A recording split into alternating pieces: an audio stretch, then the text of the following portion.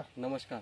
आपलं नाव सांगा एकदा. नारायण गणेश गिरणारे, राहणार कोदोली, तालुका भोकरदन. मोबाईल नंबर सांगा. 7057564490. बरं, तुम्ही ह्या मकाचा प्लॉट किती आहे आपला? हे 2 एकर. 2 एकर मकाचा प्लॉट आहे. तर 2 एकर मकाच्या प्लॉटला तुम्ही महालाभ किती किलो वापरला आतापर्यंत? मला पहिले खालून खत फेकला मी त्याला, त्याच्यानंतर 10 किलो विरा सोडला, त्याच्यानंतर 20 किलोची बॅग आणली, 25 किलोची महालाभची बॅग आली 25.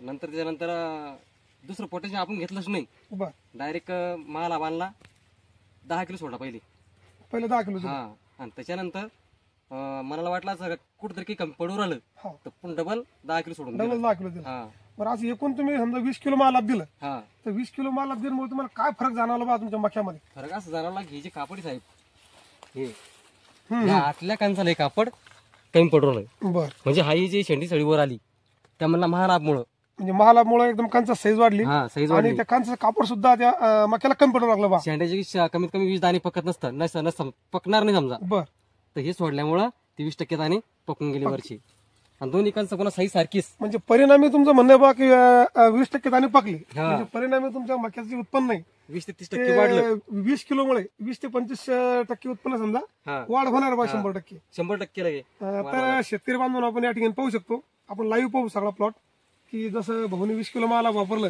आणि त्याचे काय फायदे झाले आपण पाहू शकतो. या ठिकाणी मक्याला आजूबाजूचे 2-2 कंस दिसू लागले आणि ते एकदम सारख्या साईज मध्ये येऊ लागले बा. आणि मक्याचं जे की कणीस आहे, जे की समजा खाली जेवढं मोठं होतं तेवढंच कणीस वरती मोठं झालं आणि त्या कापडाला असं मध्ये त्या कणसाला जागा सुद्धा आणली कापडाच्या, डायरेक्ट कापडाच्या वरती येऊ लागलं, एवढं ते मोठं झालं कणीस. आणि 100% महालाभचे रिझल्ट त्यांना मिळाले असं त्यांचं म्हणणं आहे.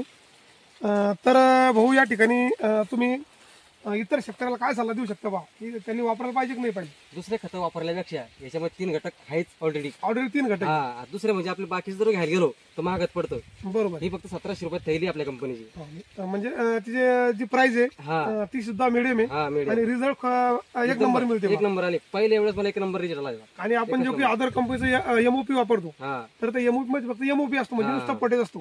याच्यात पोटॅश सुद्धा मिळतो, मॅग्नेशियम सुद्धा भेटतं आणि सल्फर सुद्धा भेटतं. कमी पैशामध्ये जास्त काम आणि कमी पैशात तुम्हाला चांगले रिझल्ट भेटले, तुम्ही समाधानी आहात. मी 2 एकरासाठी एक थैली आणली तरी 5 किलो माझ्याकडे उरली अजून. बरं, 20 किलो मध्ये एवढी झाली 20 किलो मध्ये. तर तुम्ही इतर शेतकऱ्याला काय सल्ला देऊ शकता बरं? वापरायला पाहिजे, प्रत्येकानं वापरायलाच पाहिजे. कंस बाहेर पडल्यानंतर 100% वापरायला पाहिजे. वापरायला पाहिजे.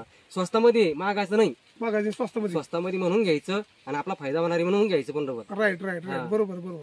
बरं, चला एकदा लाईव्ह प्लॉट दाखवा पूर्ण.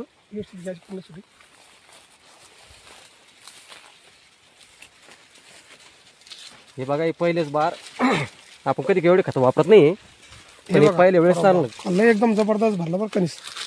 पाहू शकता मित्र हो, लाईव्ह आपण या ठिकाणी कणीस ओपन केलं, जागाच नाही राहिली साहेब. तर तिचा शेंड्यापर्यंत वरच्या शेंड्याला सुद्धा दाणा भरलेला आहे आणि सगळं दाण्याची साईज बी सुद्धा एक नंबर आली. तर ओके भाऊ,